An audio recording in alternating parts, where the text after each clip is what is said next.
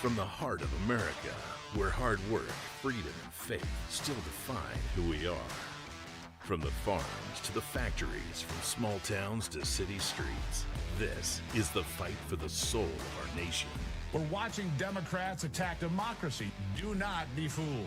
The strength, the grit, the greatness of the American spirit, all right here. The left wanted power, not peace, but there's a resistance rising. A generation saying enough, enough. We've tried it their way, and it failed. The Steve Gruber Show with your host, Steve Gruber, starts right now. And happy Good Friday to you, my friends, as we kick off another brand new day here of the program, Good Friday 2026, part of Holy Week, of course. Easter Sunday coming. Who do you want in your foxhole? I'll take God. All right, how about that? I'll take God in my foxhole. Here are three big things you need to know this hour. Number one, Democrat approval ratings continue to plummet despite all the things they scream about. Americans of all ages are rejecting the socialist clown show, and for good reason. Number two, President Trump striking fear, the fear of God, into NATO allies after he has made clear we're always there when you need help, but when we need you, you turn your back. He's not impressed. And number three, the big news out of Washington yesterday, Attorney General Pam Bondi getting fired by President Trump. For many, it's been long overdue.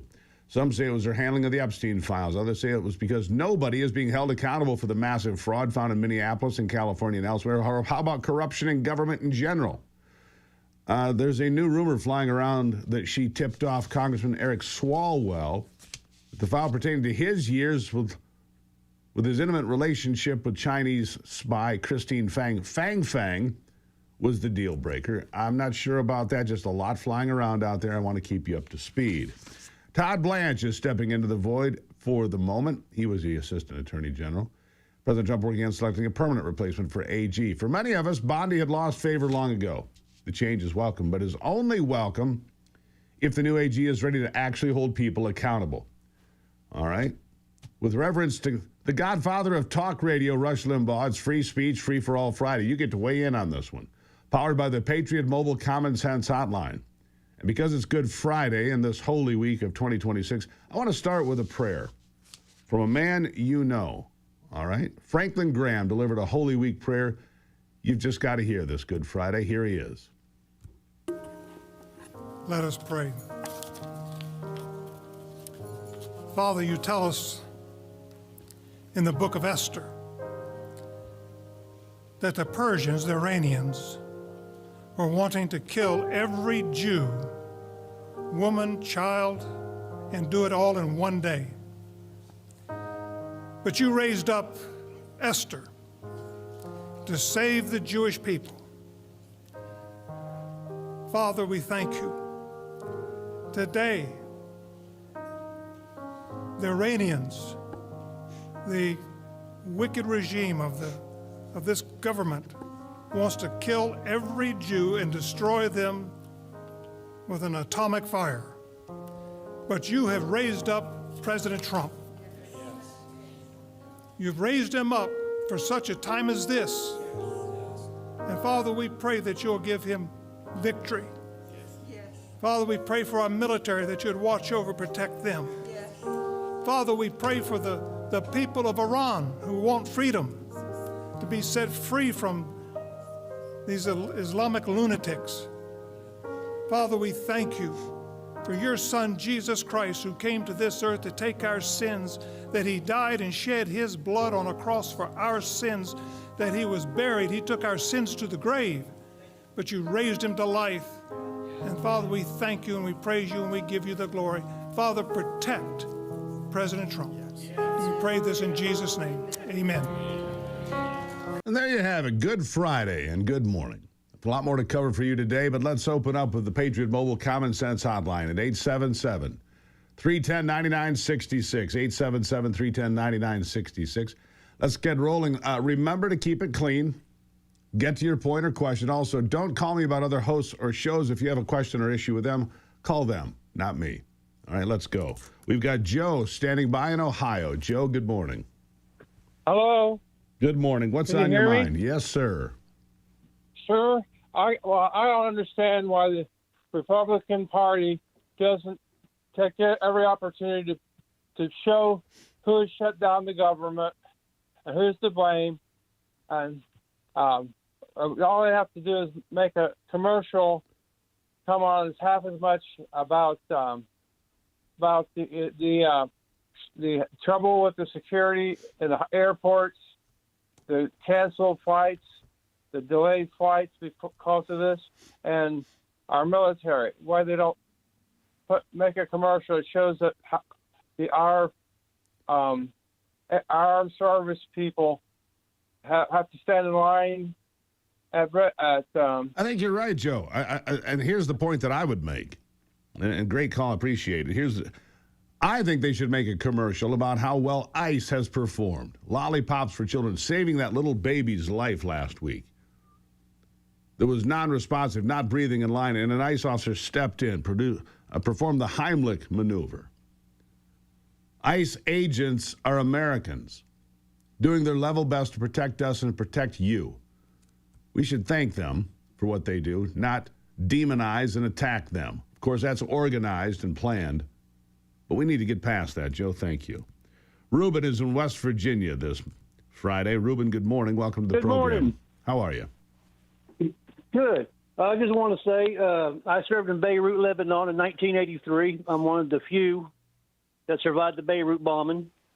And just thank God Trump is giving it to them, Iran. But what I want to say is I don't know if you remember or not. It was Iran that took control of one of our drones and just landed it right there in their field, uncontested. And I believe that was under Obama. And all I just want to say is God bless America. God bless the United States Marine Corps. Hoorah! God bless you, Ruben, for surviving those attacks. There were two that year in 1983, one at the embassy, and then, of course, the Beirut barracks bombing. I think it was 283 Marines died there that day. And for those not old enough to remember, those were dark hours and dark days. That was only 4 years into the regime. Ronald Reagan was president. We left Lebanon. We can debate whether that was the right thing to do, but you need to remember what we've been up against for 47 years. Finish the job. No matter how you feel about what's going on in Iran, my attitude is finish the job. Ed, you're on from Virginia today. Ed, how are you? Ed? Looking for Ed. You looking for Ed from Indiana? Okay, Indiana. We got that one wrong. Yes, Ed, how are you?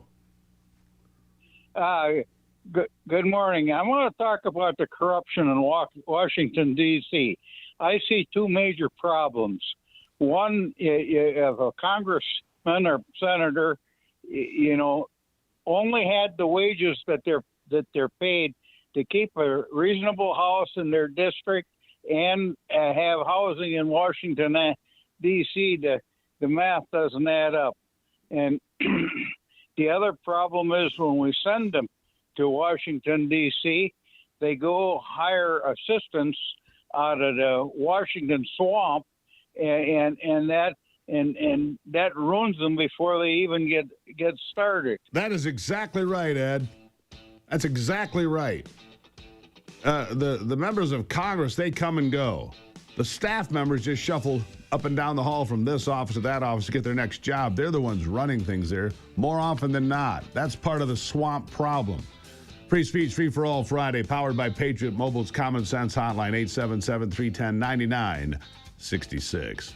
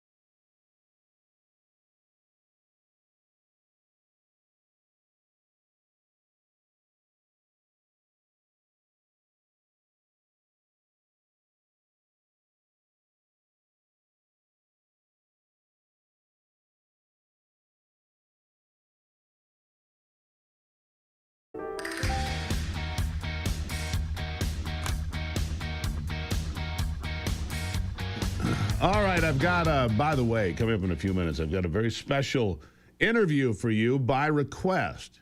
You guys have been asking for this, a number of you. So I've got a surprise coming up here in just a few minutes. You don't want to miss that. Big interview, conspiracy theory, or something worse. You'll have to wait and find out. Let's get back to the phone lines on this free speech, free for all. I do this because Rush Limbaugh always did this, and without him, none of us would be here doing what we do today. Brian is in Pittsburgh, Pennsylvania. Brian, how are you? Good. How you doing, Steve? I'm good, sir. What's on your mind? Yes, sir. I'd like to, for all the veterans that listen to your show, to contact our Congress and Senate. Do you know that there's over 100 military Superfund sites? These bases are in the United States. They have many toxic chemicals. The EPA Superfund is cleaning them up. These bases were exposed to lead, arsenic, aluminum, heavy metals, mercury, a lot of hazardous substances, pollutants, and contaminants. These are all listed on the EPA Superfund site. Absolutely true. In fact, if I may, I'm going to tell you a story here. In 2017, we had a whistleblower on this program talking about Wurtsmith Air Force Base in northern Michigan. It has since been decommissioned. It sits there, but they used PFAS there because they used aqueous firefighting foam, AFFF. It is a forever chemical foam. It's great if you have a fire on an airplane, on an aircraft carrier, it puts the fires right out. The problem is it wreaks havoc with the human body. And the gentleman that was on my program in 2017 had written a report 10 years earlier. This takes us back to 2007, 2008, and submitted it to the state of Michigan about the bad results, about thyroid cancer, about women that were 18 years old growing up on that Air Force base having complete hysterectomies because of cancers and other problems. And that report was buried, Brian. So, yeah, Yes, sir. And it's all over the country. The thing that gets me, Steve, is the base I was on. We had trucks towing foggers to kill mosquitoes in Homestead Air Force Base in Florida. We bordered the Everglades. Sure. So they would bring these foggers up and down a flight line when we're working and would breathe this stuff in. It was on our clothes. You could taste it. Yeah. So what was that also doing to us? Yeah, hard and the to Camp say. Lejeune water, contaminated water, I understand them Marines deserve every penny they get. You know, but I've heard it said. These Superfund sites should be. I've heard it said, be added Brian. to the PACT Act. Yeah. So here's the thing. Camp Lejeune, North Carolina, according to my whistleblower, is the most contaminated single piece of ground in the United States. That's what he believed. We talked about that. Great call. So here's the challenge for Wurtsmith Air Force Base, now decommissioned in northern Michigan. The other problem is this: PFAS, the specific example of forever chemicals. You can't just get rid of it. You know, normally if you have a contaminant in the soil, let's say it's gasoline, whatever it might be, when it gets into water, when it gets to an earthen barrier, it stops. PFAS does not stop. It continues to bloom. It permeates through the soil. It gets into the groundwater. It gets into everything. It's a great call, Brian, and I agree with you. The military members impacted by this should be taken care of. Their medical bills should be taken care of. They should be looked out for. It's an important message that Brian just brought to you here. And in fact, I'm going to go back. I'm going to get that man back on the air here. It's been almost 10 years. In Michigan, as a result of that program that we did on this show, they changed everything in Michigan. There's more testing done in Michigan for PFAS and PFOAs and the forever chemicals than any state in America because of what we did here.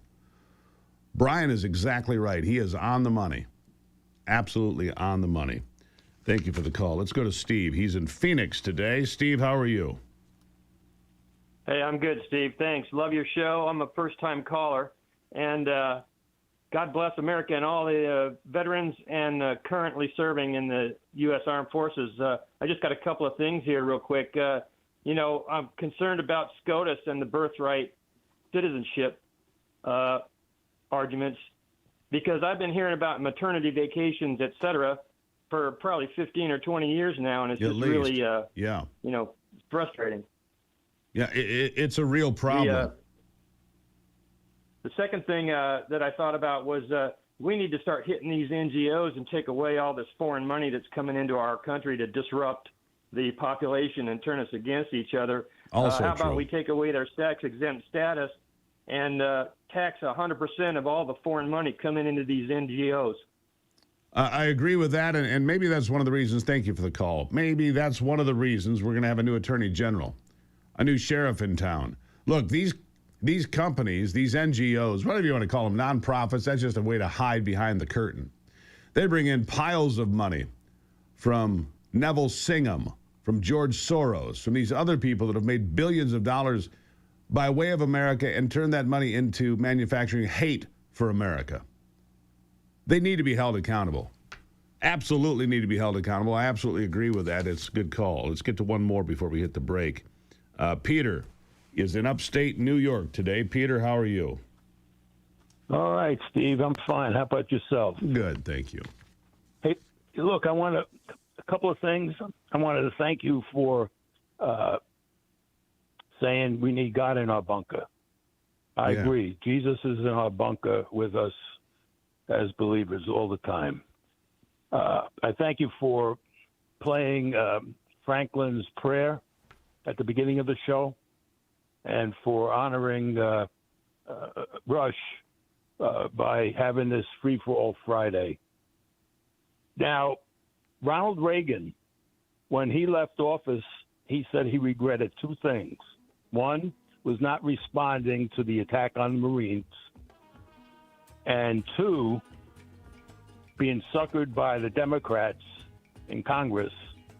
If he said he would agree to amnesty if they would secure the borders. Which they didn't. So he did the agreement, yeah, and then the Democrats decided not to secure the borders. Really appreciate the call, Peter. Thank you for that. The Patriot Mobile Common Sense Hotline, 877-310-9966. Really important interview coming up for all of you in just a minute more. I'll be right back.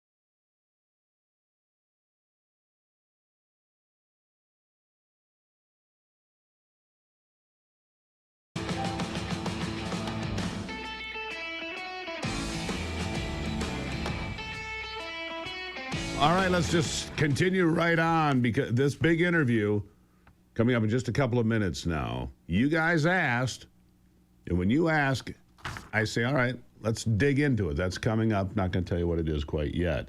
Let's go to Lenny in New York. Lenny, welcome to the program. Good morning, Mr. Gruber. Congratulations on your new show, sir. I live on Long Island. I'm 90 miles from that dump in Manhattan. How the hell are Republicans ever going to, one, regain New York because they stacked the deck against us? And two, how is it that these illegals are getting more than the citizens that are paying for these illegals? To live in New York with the taxes and everything else is hard enough. But when they slap you in the head with higher taxes to afford these people, and we got a $16 billion surplus, not a surplus, but a deficit in Manhattan, they're going after everybody in taxes. Absolutely, they are. Yeah. It's hard enough in New York, but when they stack the deck and he pulls Maliotakis and puts Blakeman that you don't hear of, I don't understand politics. Maybe you can explain it? You know, I'll do my best. I can tell you this. I can tell you that In New York, you've got 800,000 people, last time I checked, I think that's the number, 800,000, that are non-citizen voters in the city of New York. How can that be? How can you even allow that, Lenny? Non-citizen voters in New York. And so if they're voting in municipal elections, they're probably voting in federal elections too. I don't know how you get New York back. It's got to be so bad. There's got to be so much pain and so much anger. I mean, I remember the pictures after the big blizzard here a few weeks ago. All the garbage piled up, all the snow piled up. There's got to be so much pain for New Yorkers. They say we've absolutely had it. Now, I said when Mamdani was sworn in, he might not make it a year in office. He's working hard. He's giving away $60,000 per child for government workers to have so-called free child care. Free to who? Because people like Lenny are paying the bill. That's a fact. That is an absolute fact. All right, I'm going to take a break. Big interview, the one you've been asking for, after the break.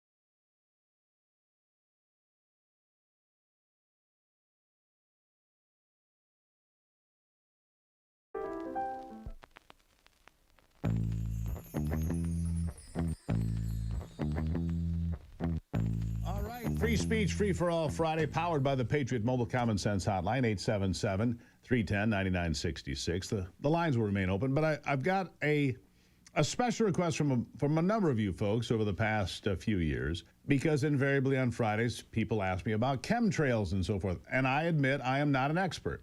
So I went and found one for you. to discuss in detail. Kristen Megan Kelly, an industrial hygienist, Air Force veteran, and somebody who has been looking at the bioenvironmental engineering for quite some time, joins me now to help me to understand. Kristen, welcome to the program. Thanks for having me. You've been studying this for the better part of 2 decades, I understand. Chemtrails, bioengineering, all of these things. Tell the folks your background. So we're going to swear you in as an official expert witness. All right. Well, I actually am in the real world, but yeah, so for 24 years, I'm a senior industrial hygienist and an environmental specialist. Just think of the realms of OSHA, EPA, and the Nuclear Regulatory Commission. And I have a background in occupational and environmental toxicology. So when I was in the Air Force, I worked in bioenvironmental engineering. It is the military equivalent of those alphabet agencies that are designed to protect us in the workplace and then make sure that what is in the workplace is not impacting community environmental health. How I got into this, actually, I'm sure some of your listeners have heard of Alex Jones. I stumbled upon a documentary a family member showed me in 2006, and he was talking about chemtrails. And I thought, what is that?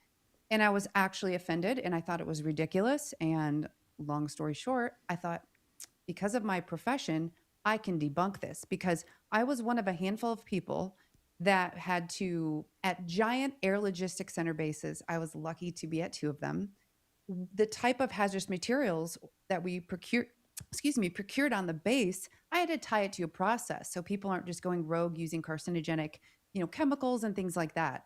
Okay. And yeah, so I have to go through and look at the listing. What is this? What is this? How was it packed correctly? Does it have a safety data sheet, an SDS, formerly an MSDS? And then I tie it to a task. When I started to actually try to debunk this process, you're just kind of in robot mode. And I realized that these SDSs were like half filled out and missing information. And I started to tie that the very things that were claimed being used in what is called actually geoengineering, stratospheric aerosolized injections, this is what's been coming through this air logistics center, because they were retrofitting aircraft. C-130s and KC-135s were being retrofitted at these bases. And there is certain things I can't touch on, because when I had to go to these shops, my paper stayed in the room because of the type of building and classification. But yeah, it was very scary.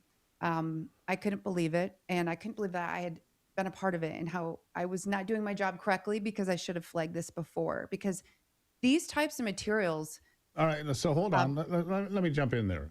Let's talk about these materials. First of all, then, in a very basic sense, in a binary question, chemtrails, real or not real? They are real, but the term is used to discredit. So if you just say weather modification programs, yes, they're very real and they're very openly admitted. And that is why so many states are taking action against it. All right. So, cloud seeding, using aluminum to get it to rain in places where there's a drought, that goes back to what, the 1930s, maybe the 1940s. It became kind of something that they would do to try to help out farmers and ranchers in drought years. But tell me, when you're talking about these chemicals that you saw personally going onto these retrofitted aircraft, what kind of chemicals are we talking about? And the real question is, for what purpose? Yeah, so first I just want to say, yes, cloud seeding, yes, is a form of geoengineering, and they're using silver iodide. Now, the portion that I exposed is called stratospheric aerosol injection. So what they're using is nanoparticulate reflective metals. So you've got barium, strontium, and aluminum, and they're in form of like oxides, very minute, fine nanoparticulates. And they're dispersed in a way that it stays in the air for a while. And it's designed to reflect the sun. Because if we have watched the narrative that's gained legs for about 20, 30 years, is climate change.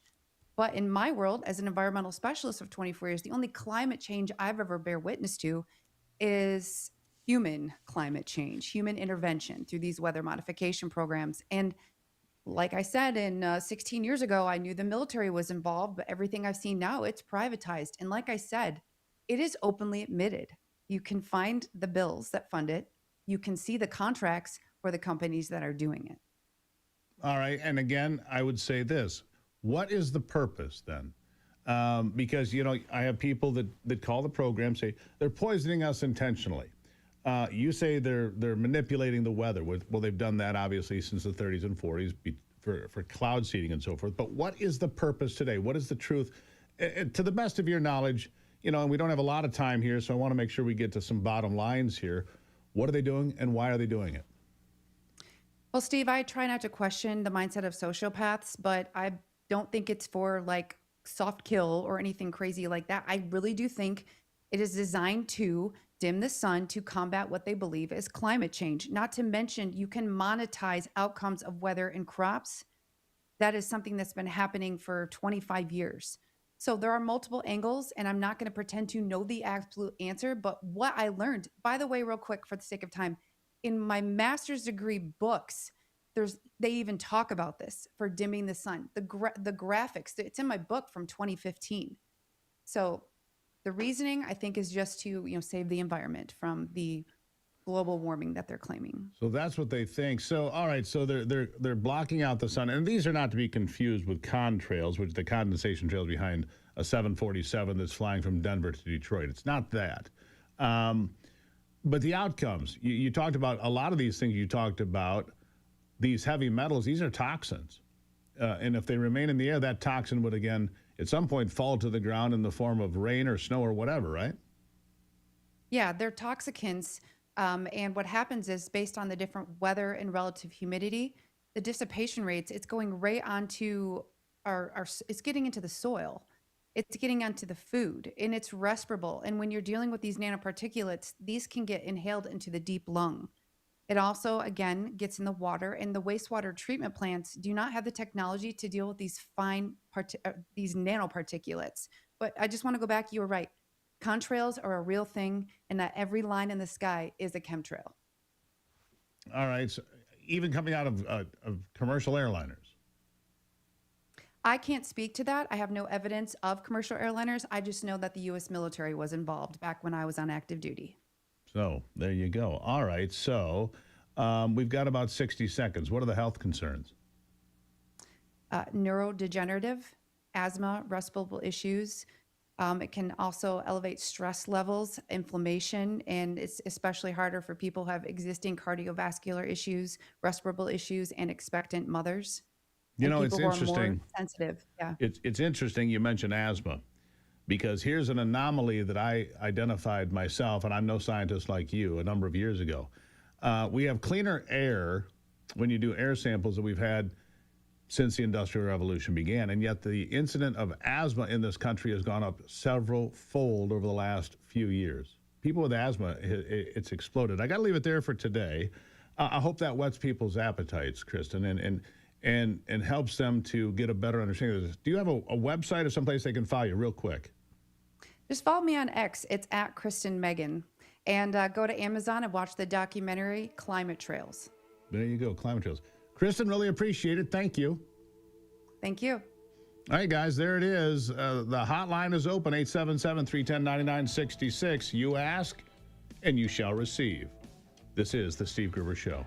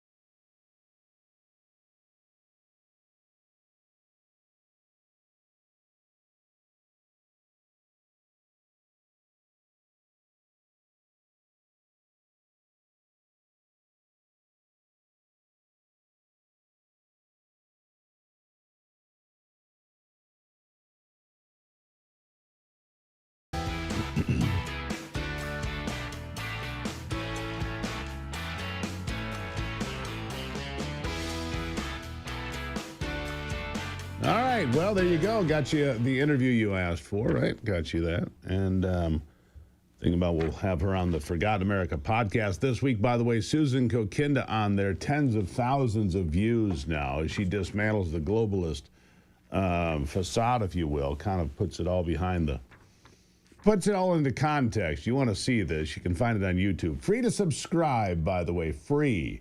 Nothing better than that. And speaking of free, it is Free Speech, Free for All Friday. Let's get back to the phone lines. TA is in Indiana today. TA, how are you today? All right, TA, you got Good morning. Good morning. How are you? Oh, another fine day in paradise. What's on your mind? Hey, I just got a few comments. I just want to say a few comments and stuff about the GOP. Okay. First of all, I'm an independent voter. This war that we broke out into over there, Donald Trump's been a liar throughout the thing. How do you live with yourself? Me? How do I live with myself? Any of you in the GOP that supports the GOP, how do you live with yourself? Well, because it's far better than the alternative of socialist nonsense and idiocy like you see in New York City. There's step one. We believe in closed borders. We don't believe if you take off the penis of a young man that it makes him a girl, for example. We believe that English should be the main language of America. That's how we live with ourselves. You? How do you live with yourself? I live with myself because I don't want to be a Nazi like the GOP are. Is that the best you've got? You called with that. That's the best you've got. You're an embarrassment No, I'm to just yourself. saying this. I don't like the war. Why? Laugh all you want. Wait. You don't like the war because I'm not voting for Trump again. You like the I idea will of not vote for Iran Trump supporting again, or the none of the Houthis, GOP. Hamas, Hezbollah, Al-Shabaab. You like Iran supporting We're paid terrorist off by organizations Israel. and killing Americans. What about them? We're being paid off by Israel. What the hell are you talking about? Yeah, okay. Take your medicine, please. And I hope that the socialist utopia you end up with someday is everything you imagine it, sir. But thank you for the phone call. Greatly appreciate it. It was very amusing. I appreciate that. I need a good laugh from time to time. Let's go to April in Ohio. April, how are you today? Good. Good morning, Steve. How are you? I'm in good mood. I've been humored quite well. I can't hear you, but my question is regarding the AG is how are American people going to feel when the new AG is not going to be able to get things done either because we can't seem to get U.S. attorneys confirmed? Well, that's a legitimate question, April. Thank you for the phone call. The real problem is, in my estimation, the problem is this. You have these agencies, and I'll use the FBI as an example. We'll step away from the DOJ and just go to the FBI for a second here. It's all politicized. It didn't used to matter, if you go to do an investigation, who'd you vote for? Who cares who you voted for? Shouldn't matter today either, but it does. I mean, the FBI coordinated to do a raid on Mar-a-Lago. These people all have political agendas, at least enough of them do, to create problems inside these agencies. That, my friends, is a fact. That, my friends, is a fact. Let's go to Steve in West Virginia. Steve, how are you today? I'm doing good, Steve. God bless you, and thank you for putting that fella, I guess he was from Pennsylvania, in his place. He was from... He needs to get a life or Indiana. And who knows who they are. I like a good troll. I'll roast them right over an open fire. I don't mind. Well, I had a question for you, and I was hoping you could answer it. All right. We're down here, we're seeing a big influx of people from different states. These states just coincidentally were redistricting to try to gain seats in the House. That's right. When now all these people are leaving, is anybody keeping an eye on that population? Are they going to grab seats, throw all their people out of their states by force higher taxes, and then basically making the government bigger on their side? Yes. Let me answer a couple of those questions, Steve. Great call. First of all, the census was gamed during COVID because states like New York, Illinois, California held on to seats that they should not have because there was already an exodus out of their states. Los Angeles has lost more population than any other major city in America in the last couple of years. So there is a shift to Texas, Florida, Tennessee. You pick your southern state, South Carolina. They're all flocking to these places, and they will have more representation after the 2030 census. Unfortunately, it's in place until then. But yes, there was a game going on. And how do they pay for it? Well, Mamdani, raise taxes, raise taxes, raise taxes. That's how they do it. Steve, you're a smart man. David is in Tennessee, speaking of one of those states that people flock to. Yeah, David, Steve, welcome to it. I'm about 80 miles south of Nashville, and a group of realtors had brought some Afghans down here to purchase some farmland. They say it's for a burial site. For a what? A burial God site? only knows. Yeah. Up to 500. There's like, the county's probably 60,000 people, and 200 or 300 of the families are Amish. And so they're trying to buy up land to build an Afghanistan cemetery in the middle of Tennessee. Yes, yes. What do the people say about that? I think the realtors ought to be held accountable for that. Well, here's the thing. Until America makes it like other countries where foreigners cannot own land in America, but these people could be naturalized citizens. I don't know all the facts here. But I will tell you this, until America does what other countries do, you can't go own land in Mexico. You can lease it for 99 years, but you cannot own it. I think the same is true in places like New Zealand. You go there, you can lease the land for 99 years. I know the day they said they had their grand opening out there, they said you couldn't squeeze another vehicle on the property. Yeah, interesting. Keep me up to date on that, David. Send me an email. All anybody has to do to send me an email, go to stevegruber.com. stevegruber.com. Send me an email. Keep me up to date on this story. I'm interested in, and you can give me the city and the location, because I would be interested in what that's all about and to learn more, all right? Greatly appreciate you. The Patriot Mobile Common Sense Hotline, brought to you by Patriot Mobile, America's only conservative, Christian conservative wireless network. If you sign up right now at patriotmobile.com and use the promo code Gruber, you're going to get a free month of service. Free. I've used Patriot Mobile on this little devilish device for years now, and I do think it's the devil in your hand. Keep that in mind. PatriotMobile.com, promo code Gruber. I'll be right back.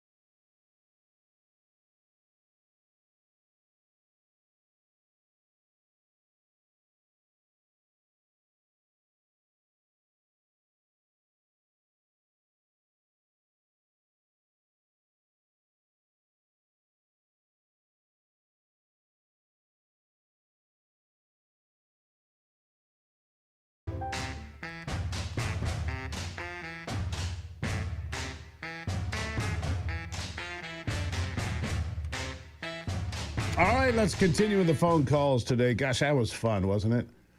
Anthony says, we need more dissenters because they're fun for me and entertaining for you too, and I agree. So if you're a dissenter, please, please, please call 877-310-9966. It's sporting for me. Paul in North Carolina, you are next. What's on your mind?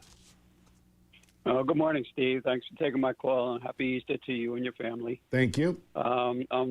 I appreciate you having that expert on the chemtrails. I know I've called before about it. Well, there you go.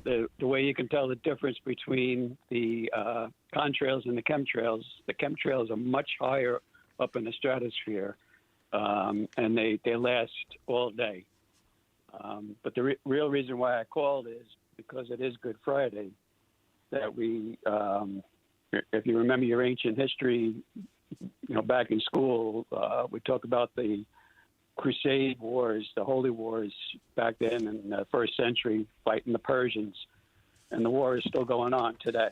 We've been fighting it for the past 2,000 years. But we need to say the quiet part out loud, that Allah is Satan, that Muhammad is Satan's false prophet, and that Sharia law is the unholy commandments of Satan. And that is the plain truth. Well, Paul, I appreciate your phone call today on this Good Friday. The Holy Wars, I think he's right about that. The Holy Wars continue. There's been a battle of religion back and forth forever, but many would argue that Islam is not a religion, but rather a form of government, the way you set up your society. That's up for debate. You guys can decide that yourselves. I don't need to tell you. You can figure it out. Not a religion, a form of government. And when they routinely, they being the imams and others, routinely say they're not here to assimilate, they're here to take over because they are superior, well, and those videos are everywhere, from places all over this country, Detroit, Dearborn, Minneapolis, Los Angeles. I see the videos daily. They're not here to assimilate at all.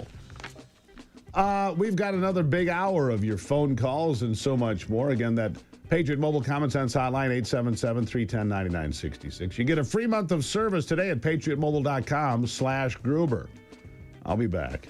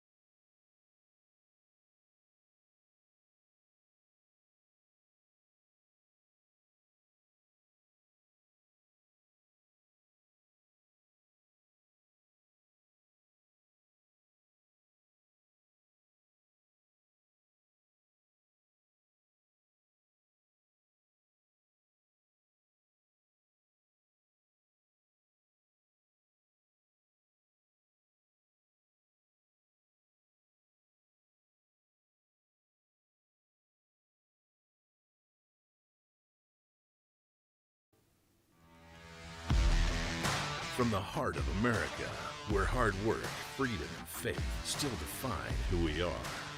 From the farms to the factories, from small towns to city streets, this is the fight for the soul of our nation. We're watching Democrats attack democracy. Do not be fooled.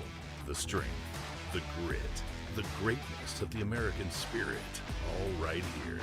The left wanted power, not peace, but there's a resistance rising. A generation saying enough, enough. We've tried it their way, and it failed. The Steve Gruber Show with your host, Steve Gruber, starts right now. All right, welcome back as we continue to fight for you from the foxhole of freedom. Who do you want in your foxhole? Well, it's Good Friday. I think I'll take God in the foxhole with me today. What do you think about that? Here are three big things for you this hour. Number one, oil prices spiking as the war in Iran drags into, I think this is day 35, but it is temporary, and the outcome for the region and the world will be generational. That is what I believe so far. Number two, Marco Rubio says when the war is over, we must take a close look at closing our military bases in countries that have blocked us from our bases, and bring home the 100,000 soldiers. Why leave them there? I agree with Marco. And number three, with respect to the godfather of talk radio, Rush Limbaugh, it is Free Speech, Free for All Friday, powered by the Patriot Mobile Common Sense Hotline. And because it's Good Friday of this Holy Week 2026, I want to start with another point about Christianity today, all right? This Good Friday, the biggest threat to Western civilization is God from our society. Listen to this. I think if we keep marginalizing God, Western civilization will collapse. And so like the disaffiliation of people from churches, which I've been following now for many years. When I was a kid back in the 70s, 97% of Americans identified with a religion. It was 3% said they had no religion. Now it's like 28% would claim they have no religion. Church attendance, of course, has gone dramatically down. You say, oh, that's a little sociological problem for the churches. No. That's a fatal threat. It's a mortal threat to Western civilization. Because the more we lose touch with our biblical roots, the more we lose touch with the Hebrew prophets and with Jesus, the more we lose touch with the religious tradition, we're going to lose the moorings of our Western culture. And there you have it. Lose the moorings of the Western culture when God gets pushed out of the public square, the classroom, and everywhere else. It's Good Friday. It's a lot better now because Ivy is here. Ivy, good morning. Good morning. Happy Good Friday. Happy Good Friday to you. It's Holy Week. That's a sobering soundbite that you played there. I did see some statistics, though, that among young people 18 to 25, there is been a dramatic uptick in attending church. That's right. And you know why that is, I think? Because with all this garbage of social media, all this bombardment of all social media and Hollywood platforms and so forth, young people want the same thing we want, truth. That's right. They want truth. That's right.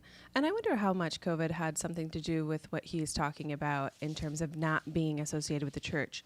Because, of course, we know churches were shut down. Right. But you know what wasn't shut down? Strip joints and liquor stores. They were open. Right. Churches were closed. Apparently, liquor stores and strip joints were essential businesses in the state of Michigan, but not churches. I mean. Well, remember that the paint aisle, any type of outdoor activities were, cordoned off. Yeah, you couldn't go to the home and garden section. It was ridiculous. But, looking back, the one thing that we should have been doing is getting outside and actually, having community. And I think a lot of people ended up doing that on their own. Yeah. But then there were people like, for instance, our daughter, her friends, families were like, no isolated. way. Yeah, you can't come to our house. Have you been tested? Have you been? Yeah, I think there was one friend among all her friends.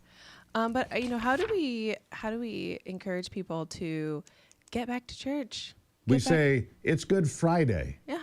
It's Easter weekend. Even if you were just a C&E churchgoer, this is your weekend. Make sure you make an appearance. Get out there. Yeah. Reflect on Jesus' sacrifice for humanity's salvation and get into the Word. If you begin reading it, start with the New Testament. Learn about Jesus' Start life. anywhere. Start anywhere. Yeah, that's what I say. But Start anywhere. it will do incredible things for your life. I agree with that. Yeah. All right. It is Free Speech, Free for All Friday, 877. Can I play a soundbite before we get? Oh, sure. Go ahead. I have the dumbest thing I've heard all week, and then we can talk about it. Let's go. What do you say to these folks who say, well, if you tax millionaires, they're going to leave the city, and the top 1% pays 40% of the taxes in the city, so what happens if they leave? What's your response? Well, that's what I would say. It's like we should take their business, and we run it like for the city ourselves. So if they take their business to Florida, you feel like you can keep it here? I mean, they can't leave the building. They can't just bring their... They can't leave the building. All right, enough. Okay, yeah. Yeah. They Would can't you? bring all of the resources. That guy right there couldn't run a bath, let alone run a business. Oh my gosh! Yeah. But that's the stupidity. Sometimes good it's Lord. like, oh yeah, we can take it over, and then do what with it? Yeah. You have no clue. What Turn this it into is a about. flop house. Right. Exactly. Just drive it into the ground. But anyhow, continue. With the All right. colors. As I was saying, 310 9966 877 310 9966. Let's grab a couple of calls. Pete is in Tennessee. Pete, good morning. Hello, you there? Yep, go ahead. Yes, sir. I've been hollering this for years. Maybe now people will listen to me. Pull all our military out of Europe. Start with Germany. They're done anyway. They have ruined their country. The other thing is, it's time for us to leave the UN. Trump has the chance now to start a new. If you want to start an association or group or whatever you want to call it, now's the time to start it anew because they're done. They have let their countries get destroyed. We have all those people sitting over there getting paid. I'm not picking on them, but they're getting paid. Bring them over here and pay them and put them to work over here. Agreed. Some of those engineers and all in our military, they can build all kind of stuff. We need bridges. We need the border wall and on and on. Let them have at it. Well, high-tech stuff, too. Great call, Pete. Really appreciate it. High-tech, the training they get in the Army for communications and building things. And what he's talking about is Marco Rubio, Ivy. That's right. Just said this yesterday. When we're done with Iran, we should talk about closing all of our bases in Europe. You go what? You guys want to be on your own? Then be on your own. We'll bring home the 120,000 U.S. military personnel in Germany, in France, and elsewhere. I believe he also said, and correct me if I'm wrong, about being part of NATO, because what's the point of it? Yeah, what is the point of it? We said that it? we needed your help, and then or we wanted to use your bases, and you told us no. Yeah. I believe you said we need to take a look at that, too. Agreed. Yeah. All right, Tabitha is in Indiana today. Tabitha, good morning. Good morning. How are you? We are well. How are you? I'm great. Happy Friday. I don't ever call into radio shows, but I just felt compelled to call and thank you for doing that segment on the weather modification. Mm-hmm. You're the first person on RAV that I've seen that has the guts to actually touch the subject. So just wanted to call and tell you thank you very much for opening some more eyes to a really important topic. Tabitha, thank you. I appreciate it. You guys asked for it. I brought in a woman who was very well-educated and sober on the topic, no question about it. We're going to get one more call. Joe in Delaware, how are you? Hey, I'm doing well, Steve. Good morning. Thank you for taking my call. Yeah. I actually have two issues, but first I really want to thank you for bringing Ivy on the show. She's been a tremendous. I mean, my son's 24, and I wish he meets a woman as pretty as your wife inside. No, I'm not. No, I understand. She's outside, but you know what? I listen to her opinions, and she's absolutely beautiful on the inside as well. And I pray for my family to be as blessed as you are. Thank you. All right, you only got about 20 seconds, so go quick. The chemtrails. Yeah. Now I know why every time I get caught in the rain, I'm allergic to aluminum, and afterwards I'm itchy for days. I never understood and knew what was going on. Well, there you go, Joe. Interesting. Ivy, I think this thing's going to work out, you being on the program, Thank you, Joe. Very by the kind way. words. We'll pray for you as well. Yeah, very nice. Really appreciate the nice words. We're going to continue on after the break on the Steve Gruber Show.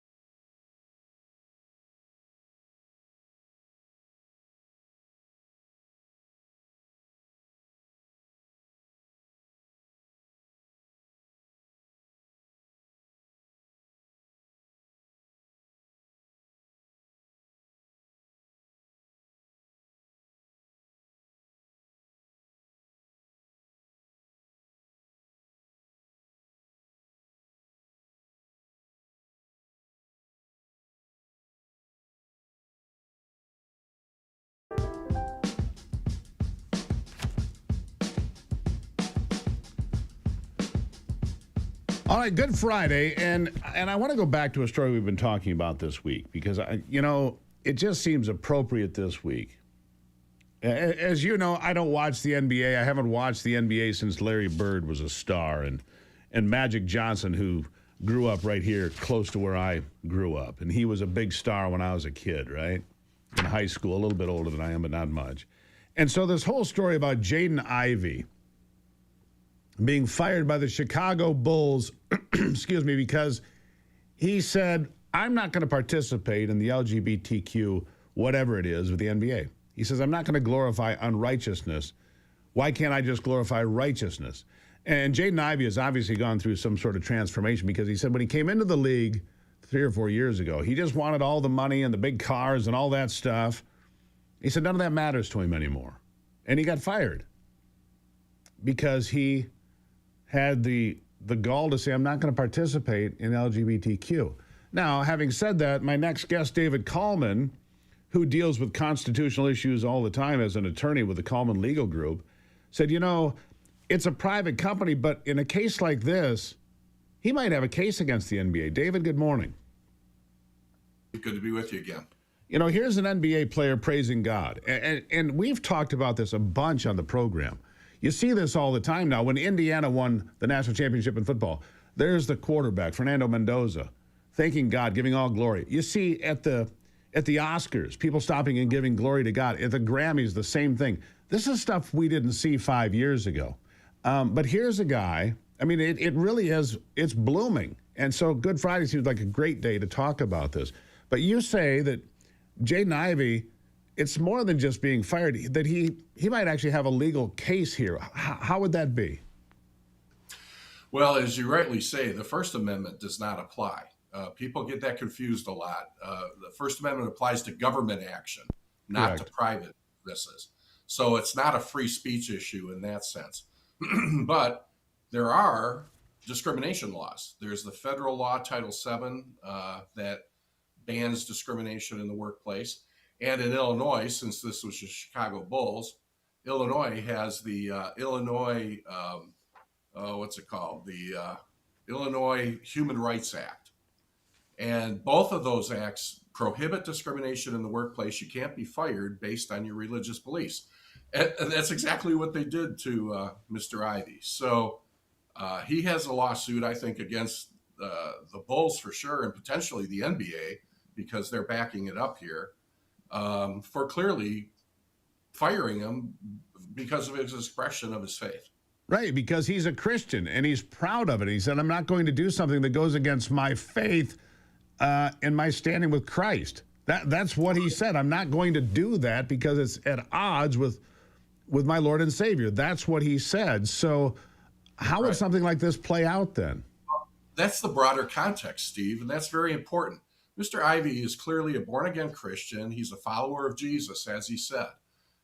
Part of following Christ and following Christianity is adhering to the standards that God sets forth for everyone to follow and the teachings of Christ.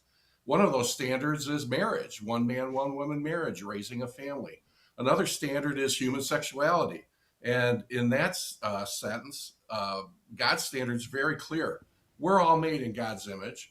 We all deserve dignity and respect, everybody. And Mr. Ivey isn't saying anything to demean anybody in particular. What he's saying is there's a standard here that should be followed, and all human beings should, he thinks, and all Christians, I think, would agree, need to follow that. Christians don't demean anybody, but they do take stands. Human sexuality should be expressed within a marriage between one man, one woman. It's not limited to this gay and trans issues. If a man is cheating on his wife and violating his vows, if a man and woman are living together outside of marriage, polyamory, gay or trans lifestyles, all those things violate God's standard. But so do a lot of other things, David, if I may be so bold, because it's all come back to sexuality. But if you're a drunkard and you're laying on the front steps of the church, you're in sin.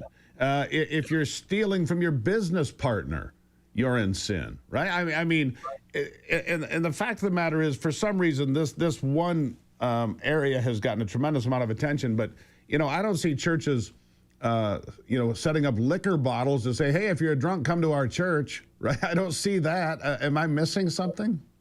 No, we all fall short of God's standards. Right. And that's the point of forgiveness. And that's all he was saying. And I think it's clear to understand here again. What he's saying is that the NBA is promoting ideology, is promoting conduct that violates God's standard as he understands it as a Christian. And he simply said, I can't in good conscience participate in this. And he got fired for it. That is clear discrimination. And that brings us back to the laws that we were talking about earlier. I don't think there's any question that he has a lawsuit here. And, if he decides to pursue it, that's up to him. I don't know if another team will take him on. Maybe the NBA blacklists them. I don't know. But well, maybe he they might do. Very well have a lawsuit here. David Coleman, bringing common sense to the conversation, as you always do, sir. Always appreciate talking to you. We'll see what happens. Mr. Ivey doesn't seem too concerned about all of it. He seems pretty secure where he is, so I don't know if there'll be a lawsuit or not. We'll have to wait and see. Thanks, David. I don't know either, but it's always great to be with you, Steve. Thanks. Happy Good Friday. You too. Debanking is something else. Debanking is something that happens to, Christian companies and companies that are doing things that, certain people don't like. So midterms are not far away. There's something you need to be thinking about. Access to your money. We've all heard about debanking. The big banks gave into cancel culture. They did it once, they'll do it again. That's why choosing the right bank isn't just practical, it's critical. Old Glory Bank was built for patriots who value privacy and freedom. They don't cave to pressure, no matter who's in D.C. They never treat your money like a political bargaining chip. If you want a bank that truly protects your freedom, go to oldglorybank.com/RAV. That's oldglorybank.com/RAV. There's a QR code right on your screen. We'll still try to get to some of your phone calls today on the Patriot Mobile Common Sense Hotline, 877-310-9966. If you'd rather send me an email, we'll take those too. Me or Ivy, just go to stevegruber.com. Send us an email. We'll check it out, and we might even share it here on the air. We'll take a break and be back. Happy Good Friday.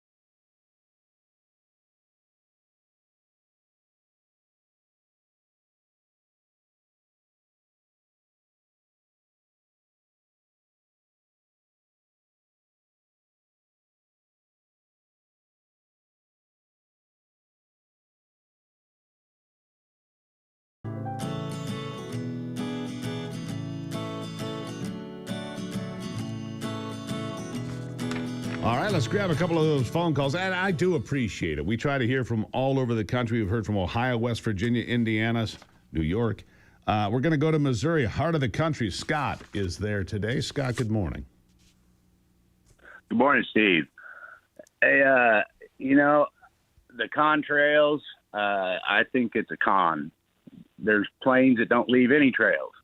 There's some planes that leave short ones, and there's planes that leave long ones. The other night I had at least 30 planes spraying crap all over the house, all over my house, and then it rains for 2 or 3 days. The contrails, like I said, I think they're a con, but that's not why I called. I called because I want to know why everybody is propping up Marco Rubio and everybody surrounding Trump right now, because it seems like everybody's forgotten that the 2020 election is not over. Marco Rubio voted to certify the 2020 election. Traitor. Tim Scott voted to certify the 2020 election. Traitor. Well, let me jump in there, Scott, because in fairness, they didn't have the many options in my estimation. Now, you might not like my answer, But Marco Rubio, in my estimation, has proven himself beyond the shadow of a doubt in the way he has handled his job as Secretary of State. I think he has done an incredible job defending America first, putting our national interests in front of others, and talking about closing bases in Europe, because if NATO's not going to help us when we ask, why should we help them? I think Marco Rubio has done a fine job. But I appreciate the call. We like different opinions here. Michael is in Boise, Idaho. Michael, we got about 45 seconds. You got it. How you doing? Good. Anyway, I believe in Donald Trump coming back through God and helping us in this country and introducing everybody to Jesus. I was injured 35 years ago and I shouldn't be alive, and I still am, because I have the Lord in me and I'm here for a reason, and calling you might be one of those reasons to let you guys know your news is wonderful. I appreciate everything that you guys talk about and the honesty. Michael, thank you. Greatly appreciate the call on this Good Friday. The Patriot Mobile Common Sense Hotline right there. You want a free month of service, go to patriotmobile.com. Promo code's Gruber, QR code's there as well. We'll be right back on a Good Friday.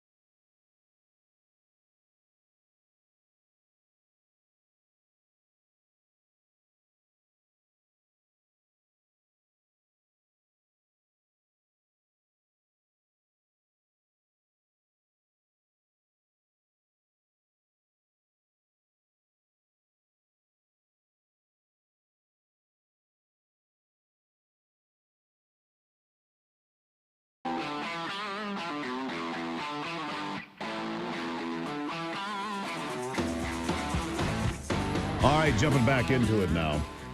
A lot of problems on college campuses these days, as you well know. The things they teach to our college kids, some of it's pretty sketchy, but, that stuff starts a lot earlier. But my next guest is trying to do something about it. He's trying to attack foreign espionage on college campuses. Congressman Tim Walberg from Michigan's 5th Congressional District with me. Congressman, happy Friday to you. Happy Good Friday. I got that a little confused around. Yeah, you know what I'm saying. Good Friday. This is the completion of what Christians look for, starting today. So. Yeah, absolutely. All right, so I have a lot of concerns, and one of the places that I disagree with the president. People say, well, do you disagree on anything? Yeah, I disagree with him on several points. One of those is continuing this flood of 600, 700,000 college students coming in from China that come here with the express purpose of working for the Chinese Communist Party, taking secrets, stealing stuff, infiltrating different parts of our academia. Is this what you're looking at here? Is this one of the problems that we have in higher education today? I think it's one of the many problems that we have, but it's a problem that goes into our national security as well. The indoctrination that goes on just with our professors, and especially the colleges of education that train our teachers for our K-12 systems that are doing a great job of indoctrinating kids in public, private, I don't care, but parochial schools as well, because they're trained and they go out and they begin to downplay the greatness of America in many cases and upplay things that we ran away from. But in espionage aspects, every student that comes to the United States University from China, every student, unless they slip by somehow, is required by the CCP to report back to them everything that the CCP wants. And if they are in studies and majors that have high technical classifications, even more so. And we've seen that. And then we've seen some malign actors actually attempt to come in, researchers, including faculty, Chinese faculty, and students that have attempted to bring in things to this country, to University of Michigan, for instance, that if we had let that slip through, thankfully we didn't, it could have had a tremendous negative impact on our entire agricultural system, for instance. That's right. And for anybody who doesn't know the story, two things happened with students from the University of Michigan, all connected to China. First, they went up to Camp Grayling, did a group of Chinese students, pretended and posed as reporters, and were up there taking pictures of joint military exercises with Taiwan. And then later they had students trying to come into the country with fungus, and that's what he was referring to, the congressman, was a fungus that if it got into our crops, into our wheat, our beans, our corn, it could have been devastating. 50% losses was the prediction. And why would you be bringing this into our country in the first place unless your intention was to cripple the American food system? And so I go back to, I disagree with the president on this one strongly. His argument was, well, if you stop bringing in the 600,000, give or take, Chinese students, that some of these colleges and universities are going to go out of business. And I say, so be it. I don't care. If your business model is you need money from China, that's no business model, is it? No, it really isn't. It isn't at all. And maybe that's one of the reasons why we have such high cost in education and the major student loan debt that was fostered by the Biden administration of saying, take it on. And ultimately, if you go after a certain date, we'll forgive it and the taxpayer will pay off the debt. So all of that goes into place. But you know, I would agree that having foreign students in expands the so-called academic gene pool in many ways. It helps our students develop a better understanding of the world. But when you have a country that has said, we are going to take you over, that's a different story than having someone coming from Bangladesh or somebody coming from India or somebody coming from Japan or somebody coming from Germany. All of that can be good for the cross-cultural experience in an academic institution. But again, China is a different setting. They are committed to taking over the United States. They've told us that. My military and veteran brethren say to me, what we learned in the military was that if the enemy tells you what they're going to do, believe them. And I think that's the difference. Can there be a Chinese student that comes in without nefarious actions? Well, I think there can be, but we're going to have to check that out very, very carefully. Yeah, so I agree with you. That's why we held the espionage hearing. I think it showed what has gone on with University of Michigan. The president was there. I was pleased with his testimony, admitted to failures, but also demonstrated what they are now attempting to do to make sure it doesn't happen again. Stanford, that's a whole other story. They, in fact, are looking the other way and letting their students, in fact, suffer from some of the malign influence, surveillance that takes place, the doxing, the intimidation that goes on, and pretty much saying, well, we wish you well. Thankfully, the FBI got involved and found some things that were very helpful for us to hear in our hearing that day. Yeah, that's important stuff. So the Deterrent Act would clean some of this up. And something else that occurs to me while you're telling me that, Congressman, it's not just colleges and universities. Right now, there's a boom in trade schools because we are desperately short of electricians, for example. These electricians are making big money. You know, you hear people like Mike Rowe talk about it regularly, $250,000 a year for kids that are in their 20s. Well, if you bring in foreigners and put them in trade schools that are building the data centers, well, you can see right there what a problem that would be, potentially. Oh, absolutely. I mean, that's why we have to do some things differently than we've ever done before, because we no longer have countries that are our enemies that are in the third world, as it were. No, they've come into the first world. They have technology equal to us. They have surveillance capabilities equal to us, and they've got money that they've grafted from their own citizens, leaving many of those citizens in slave conditions. And that's what we can't work with. And we got to be smart. We truly have to be smarter than we were before. And oh, by the way, we have students here that need to be trained and trained well. We've got the alternatives now that are popping up with trade schools, wonderful trade schools that are providing education for the real world needs that we have in place. And let's foster that situation. And then, get back to Michigan. Our Secretary of State, who's running for governor now, Jocelyn Benson, just poo-pooed the fact that there were Chinese students that were registered to vote and then fled the country when they were found out. Yeah, of course they did. But remember, the Democrats say that never happens. And then it's, well, it doesn't happen much. Oh, and then it's, well, it doesn't happen enough to impact the outcome of election. The fact of the matter is it does happen. It does impact the outcome of elections, especially in smaller races at this point. It could be more, but we have people like Jocelyn Benson all over this country refusing to do their job and get things taken care of as required by law. And that's a problem. Last word to you, Congressman. Senate passed the SAVE Act, please. Yes, please. Get rid of the filibuster. House has passed it several times, and it's time to get it done. We're going to try to find a means by which we can get it in reconciliation. But doggone it, it's time. It's time to understand we're under attack from the other side of the aisle. That's right. Like Chuck Schumer. And it's time to realize that it will never be the same in the United States as it was before the 17th Amendment, when states had the ability to pull errant senators back when they were done. So worst amendment of all. Worst amendment of all, the 17th. Happy Easter, Congressman. Thank you for being here. You as well. He is risen. There it is. He is risen. The 17th Amendment. Worst of all of them. I'll be right back.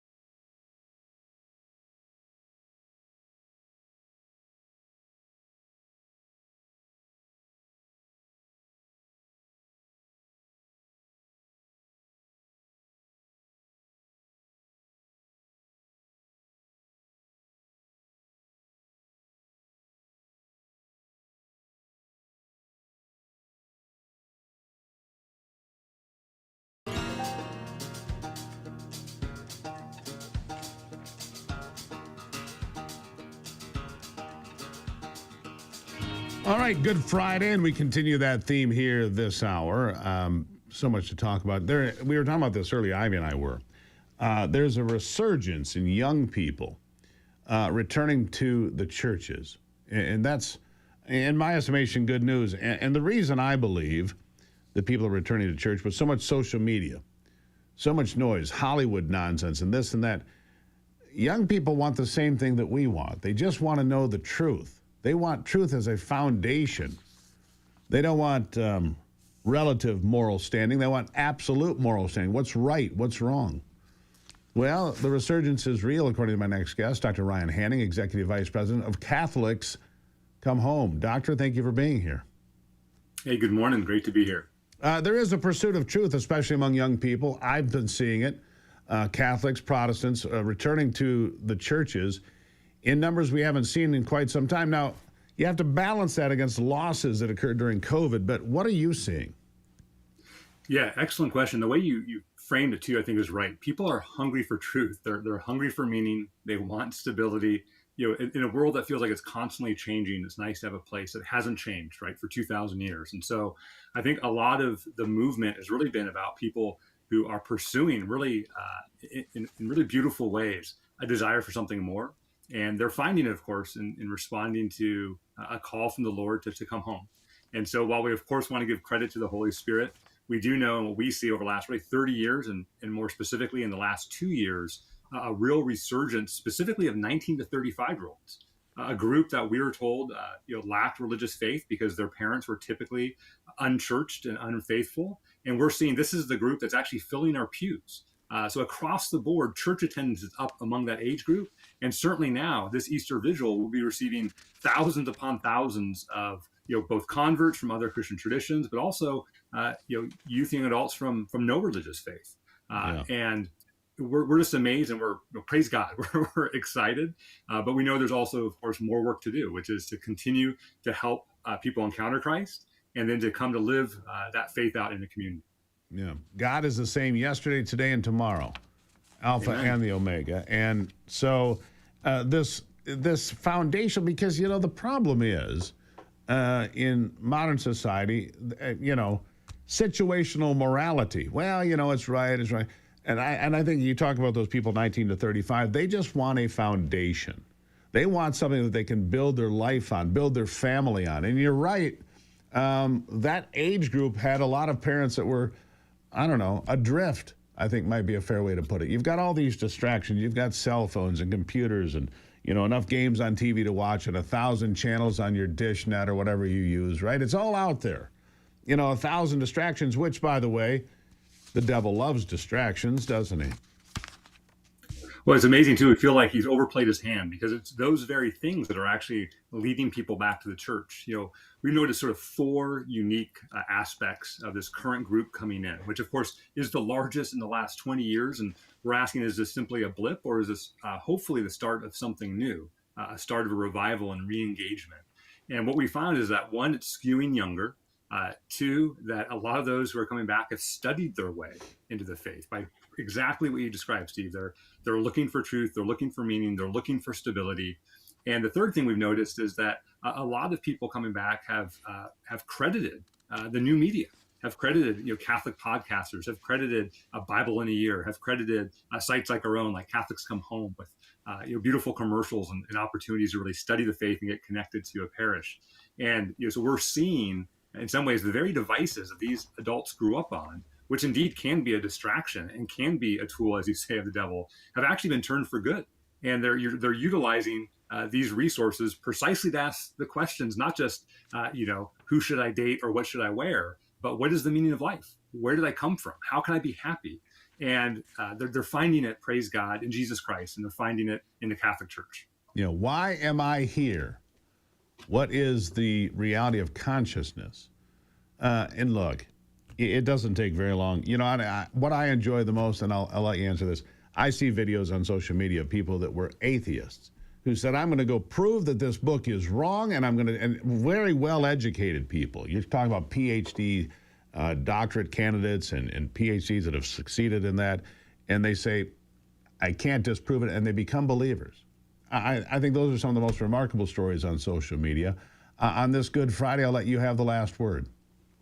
Yeah, absolutely. I think you're right. And really, the message, especially on this Good Friday, is that we all yearn for something more. And the hope is that we'll find it in the only place that can satisfy it, which is in our Lord Jesus Christ. And so we welcome people to come back to the faith, come back to the Catholic Church, take another look, and really not only fall in love with Christ, but find a community that you can grow in your knowledge of Him and answer these questions, Steve, right? Why am I here? Where am I going? What's the purpose of life? How can I be happy? And find those answers on the solid foot. As St. Paul says, the pillar and bulwark of faith is the church. So we hope that people will take another look and come home. And how can I fulfill my God-given abilities? That's also part of it, I think. Amen. Doctor, Absolutely. greatly appreciated. Happy Easter. Thank you. Happy Easter. God bless. All right. All right. If you deal with knee pain, joint pain, stiffness, especially when you're driving or sitting for long periods of time, like I do, listen to this.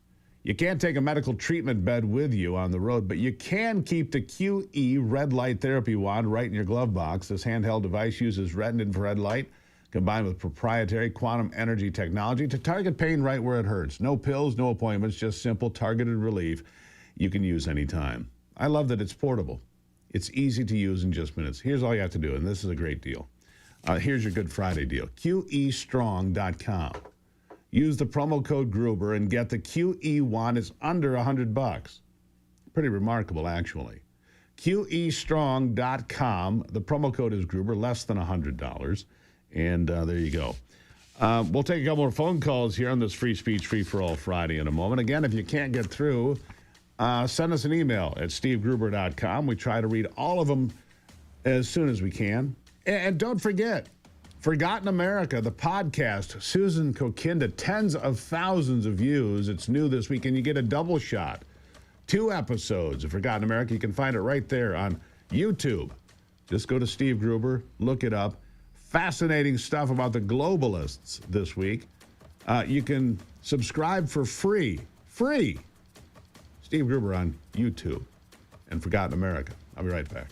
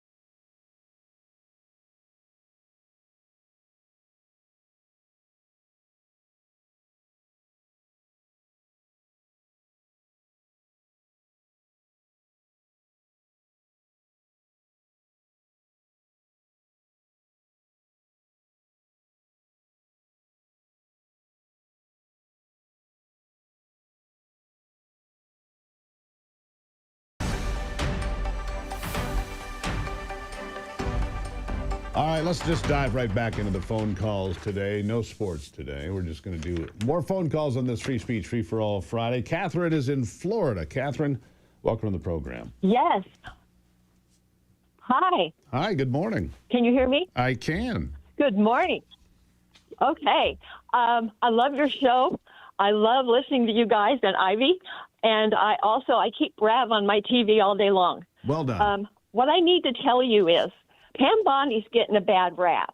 I've been listening a long time. And yesterday, when I was listening to War Room, Mike Davis from Article 3 was on there, and he was talking about all the different things that she's had to deal with since she's been in, and that a lot of the coming prosecutions that have been set up. You know, these things can't be done overnight. People don't seem to realize that. And I just think that she's been dealing with a lot of crap. I mean, that place where she works there must have been terrible when she first came in after Biden. Yeah. And that's fair, and I appreciate that. But the president decided it was time for a change. She was not popular with a lot of his voters, so maybe that had something to do with it. But he did not trash her on the way out the door. He said she's a great patriot and she's going on to the private sector. So we'll see what happens next. But I expect a really good attorney general coming in. Don't know who it's going to be, but I expect good things. Catherine, thank you for the phone call. Appreciate it. Let's go to Carl in North Carolina. Carl, what's on your mind? Good morning. Good morning. Good morning. How are you today? I'm good. It's Good Friday. All right. That's great. Well, happy Easter, first off. Thank you. It's a show that comes on Badland Media every Friday night at 7:30. It's called Why We Vote. Last week, the guy showed exactly how they steal the election on his computer. He done it live. Nobody would ever let him do it live at one of these down in Georgia. They act like they were, then they cut him off. Anyway, they tell you more about elections, how they stole it for the last several years. They on every Friday on Badlands Media. They come on at 7:30. It's called right. Why We Vote with Ken Con Thank you, and Carl. Ash. Greatly appreciate it. Got to leave it right there. Cheating in elections. I'll just address that part. It's gone on since we've had elections, here and anywhere else. Anybody who says there's not cheating in elections, not fraud in elections, is not being honest. Now, hopefully we find out more and continue on. We'll continue on with Free Speech Free for All Friday after this.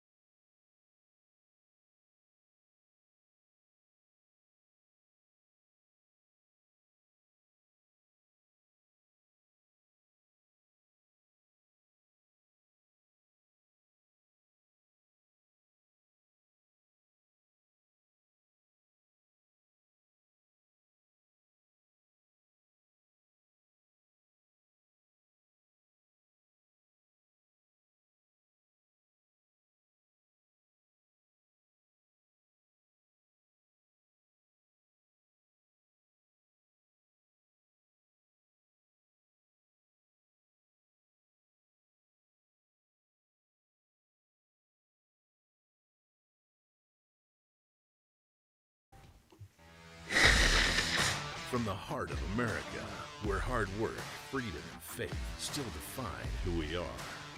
From the farms to the factories, from small towns to city streets, this is the fight for the soul of our nation.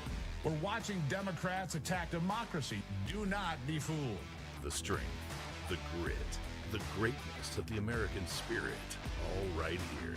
The left wanted power, not peace, but there's a resistance rising. A generation saying enough, enough. We've tried it their way, and it failed. The Steve Gruber Show with your host, Steve Gruber, starts right now. And welcome to it as we kick off another brand new hour here of the program on Good Friday. Glad you're along for the conversation, fighting for you from the foxhole of freedom. Here are three big things you need to know this hour. Number one, the United States Supreme Court rejecting a plea from Michigan to try to shut down the Line 5 case. We'll talk about that. What do B-52s mean now that they're flying unchallenged across the skies of Iran? And number three, free speech, Free for All Friday, inspired by the one, the only, the great Rush Limbaugh, is up and running. The Patriot Mobile Common Sense Hotline, 877-310-9966.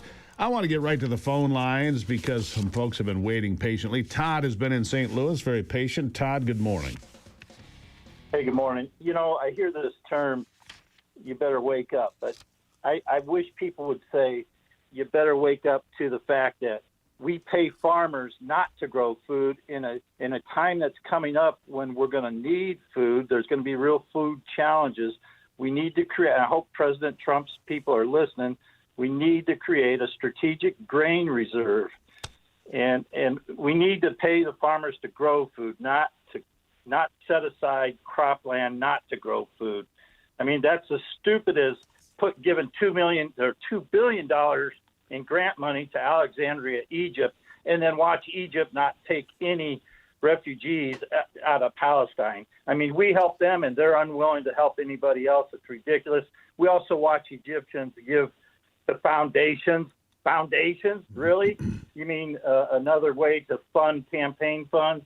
It's as stupid as people need to wake up to their own city's microeconomics, where they subsidize companies only to watch that companies outsource jobs. Are you kidding me? Happens what are every you day. Thinking, people? Yeah.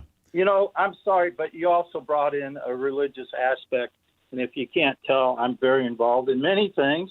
And I love my street preaching. And I would tell people to read three things. Jeremiah 29:11, if God's got a plan for you. Galatians 3:13 and 14, if you want to know you're forgiven. And Romans 10:9, you want to know you're saved. I would point those three things out to anybody. Todd, happy Easter. You came in loaded for bear, and I appreciate that. Man, he just rattled it off, and bam. Well done, Todd, in St. Louis today. Scott is in Kansas. Scott, good morning. Good morning. Hey, I'd like to hit a couple of things real fast. All right, first of all, yep, Bondi's out. I don't think she was moving fast enough on the deep staters. I think it had, she just cleaned house of the deep staters. That would have been big. But she also hasn't been very successful, against Comey, against Letitia, people like that. And then when I watched the Supreme Court folly yesterday. Yep, Wednesday. And I cannot help but think that when she left with Trump, he probably said, is that the best we can do? Because that was a disaster. And I think that was the final straw. Good conversation, Scott. We'll see who comes in next. But I think that moving not fast enough and getting results. Look, Trump thrives on results. He doesn't want lip service. He wants things to happen. Jennifer is in Michigan. Jennifer, good morning. Good morning, Steve. Listen, what do the politicians in the state of Michigan have to be afraid of the Freedom of Information Act? We're the only state in the union that does not pass the Freedom of Information Act. They're all crooked. They're taking things under the table. They come in and they're ordinary workers getting a mundane paycheck, but by the time they leave office, they're all millionaires. There's something drastically wrong with this. The other thing is, this is the fifth increase that consumers' energy has been granted by the state of Michigan on your gas and light bill? When are the people going to make up? When are we going to demand an audit on consumers and DTE?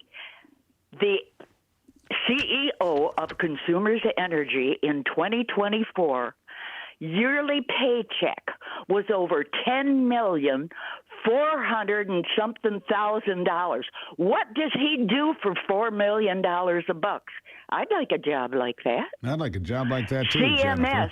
that owns consumers and owns DTE in 2023 and 2024, had an annual profit. Yeah, they did. Of over $3 billion with a B profit. They're all making money, Jennifer. You're exactly right. A lot of it, and it's happening not just in Michigan, but around the country. These power companies are monopolies, and they're taking advantage of you and me and everybody else. That is my belief. Oscar is in Arkansas. Oscar, how are you? Fine. Good morning, Steve. Just something I wanted to throw out to someone. On the Save America Act, my thoughts on that are that if they would create a fund funded by Americans without it disclosing any political affiliation and use that fund to primary anyone in Congress that doesn't vote for the SAVE Act, I think that might get them to make a move to make a decision on whether or not they're going to vote for it or against it. Yeah, Oscar, look. Thank you. Have a great day. Happy you too. Easter. Happy Easter to you, my friend. Look, the support for the SAVE Act is overwhelming. The only group of people in this country that oppose the SAVE Act are the Democrats on Capitol Hill. Now, why do you think that is? 85% of Americans, including more than 70% of Democrats, support voter ID and to be a citizen to vote. And yet the Democrats on Capitol Hill push back every time. Why do you think that is? I'll take a break on a Free Speech, Free for All Friday. Back. No, you after this. won't. You're going to keep talking. Why am I looking at the wrong clock? All right, I'm going to keep talking. Let's go to Berta in South Carolina. Berta, how are you? Good morning, Steve. How are you? Good. My thing is on the birthright citizenship. Yep. I lived in England in 1990. My son was born over there, so he was one of the last in 1990 to get dual citizenship. Where was he born? What people are not realizing is that when they come back as a citizen of the United States, that's more on the economy as well. We have a hard time supporting the people that are on our economy now. We can't afford to have all these people that live overseas and decide when they hit their 30s, they're going to come back to the United States and they're going to use their citizenship. And that just puts a strain on the economy. And that's the exact game that the Chinese are playing. I mean, that's what the Chinese are doing. Exactly. And, and that's what they keep saying. Oh, they're going to come back and they're going to be a detriment to. Yeah, they will be in more ways than just a plight on society. It's an economic issue. It's not like the United States is the first one to say this. It's The UK also did it in the 19. Bert, a good call. It's also a national security issue. That's a fact. When you give citizenship to people that are here only to have a child, then they leave, they raise that child in a foreign nation that is an adversary of the United States, and those people are citizens that can come back here, that is absolutely wrong. Wrong. It's not even a close call. What will the Supreme Court do? Bad laws make bad decisions. I think we lose on this one. It's a sad state of affairs, but I think that's where we are. I'll be right back.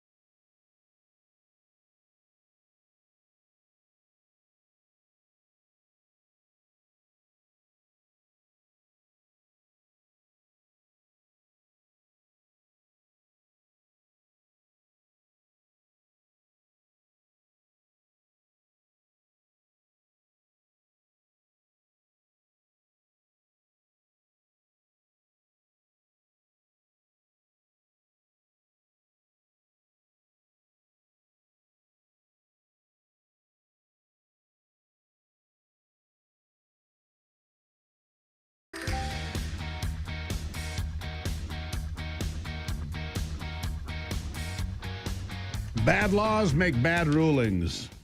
I think Antonin Scalia said that, maybe a lot of other folks as well. But look, the 14th Amendment was never intended to be used for illegal aliens coming to this country to have children and make them American citizens.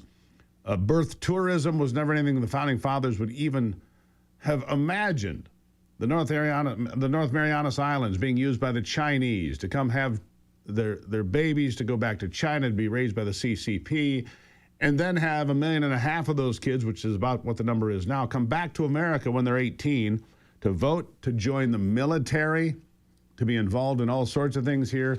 Yeah, they're gaming our system against us, and they're really getting it wrong. Joining me is the best-looking, most talented attorney in the history of attorneys, although he's only by phone today because he's not talented with IT. Steve Doolin, everybody. Good morning, Gruber. Yeah, I hate technical stuff too, Doolin, I'll just tell you. No question. Well, luckily we have this alternate means. Yeah. All right, so look, let's talk about this birthright citizenship. The 13th, 14th, and 15th Amendment, the Reconstruction Amendments, that came right after the Civil War, first ended slavery, then the 14th Amendment was designed explicitly to make sure that slaves, former slaves, got full citizenship, and so did their children. We were fighting Democrats then and had to put amendments in the Constitution, and now those same Democrats are perverting the meaning of the amendments put in place to prevent them from being what they are, and here we are again. But I think we lose this case at the Supreme Court because bad laws or bad wording, leaving ambiguity, means we end up with bad decisions. Your thoughts? Yeah, it could happen. The intent was clear. The amendments were put forth as a package, specifically because there were a couple of bills in Congress that didn't make it through because essentially the Ku Klux Klan in Congress blocked them. The Freedmen's Bureau Act was one of the two. And the 13th, 14th Amendments were, 14th especially, was because of the resistance in Congress because of KKK members sitting in Congress. It's not always taught to everybody in school. There's not a lot of popular movies and TV shows about it. But that organization, that domestic terrorist organization, was incredibly strong at that time. They were huge. Nowadays, we think of them as just a few idiots out somewhere in the fringes. But back then, it was a mainstream political organization that controlled huge swaths of the United States. They impacted elections in big places. In fact, the state that had the most Klan members, this will come as a surprise to many people, but I've done my homework. The state that had the most Klan members, over 2 million in the year 1920, was Indiana. Think about that. Sure. Yeah, think about that. I mean, and this is the time, the first feature-length film, Birth of a Nation by D.W. Griffith, was a pro-Klan movie. It's still watched by film students, but you don't find it on Netflix, et cetera, for a reason. In fact, D.W. Griffith invented the burning cross, which was adopted by the Klan. It's one of those cases of film affecting reality. They weren't using that burning cross symbol until after that was invented by the movie director. In fact, some would argue because that movie was screened in the White House by Woodrow Wilson. Some argue that Woodrow Wilson was a member of the Klan, either directly or implicitly. And so, yeah, you had these terrorist group, as you put it, permeating American government, and always on one side. It seems, much more than the other, the Democrats. Am I wrong? Well, no, you're not wrong at all. So that's the missing piece of the puzzle historically that I think is being overlooked in this discussion, honestly, is the fact that there was a definite historical context. There was public debate going on.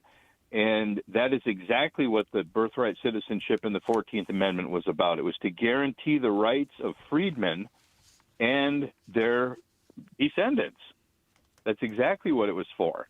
And, there's language in the drafting of the final draft of the 14th Amendment subject to the jurisdiction thereof, because the other big racial issue was the American Indians, and the fact that they were not meant to be considered American citizens because they're citizens of these quasi-sovereign nations, which are the Indian tribes. And the reservations. And so the same, right, the reservations and the tribes specifically, because, you know, we see that in the gambling. State by state, we've got the Indian casinos in existence. So, I mean, that same historical context, that same part of the Constitution is still in effect when we're talking about that part of current and it's still convoluted. Also. It's still convoluted because Indians became full citizens in 1924, if memory serves, right? But they still have these quasi-sovereign nations, being the reservations, where, like you said, casinos are legal there when they're not legal on ground of the government of the United States or the states themselves. But we got about a minute here, Dylan. What's the ruling here? I think that because it got all twisted, and I think that birthright citizenship is going to stand up in the Supreme Court because of people like Amy Coney Barrett and Chief Justice John Roberts. I think they vote for it and keep it in place, which is a disaster, honestly. Last word to you. Well, I think sadly you're probably right in this case. You know, my crystal ball doesn't always work very well. I've learned that. You know, the way I see it is not the way everybody sees it, obviously. So I agree with the interpretation that says that birthright citizenship should not be open to anyone whose parents are both non-citizens who happen to be born on American soil. I actually think that's the better argument. It is. However, I'm not sure it's going to carry the day. I'm afraid it's not. I'm afraid it's not, and that's too bad. Doolin, you are the best-looking, most talented lawyer ever. Maybe next week we can see you live in living color, all right? I will curse you with my presence again. All right. Thank you, Doolin. I'll take a break and be right back.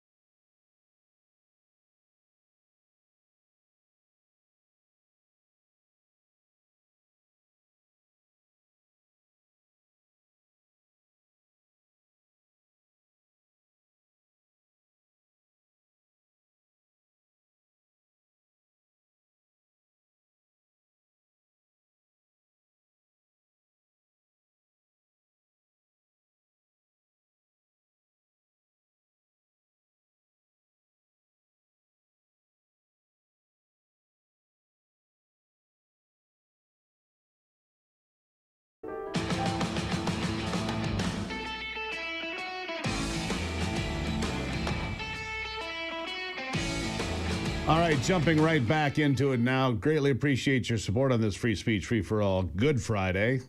877-310-9966. Brock, did you fix that?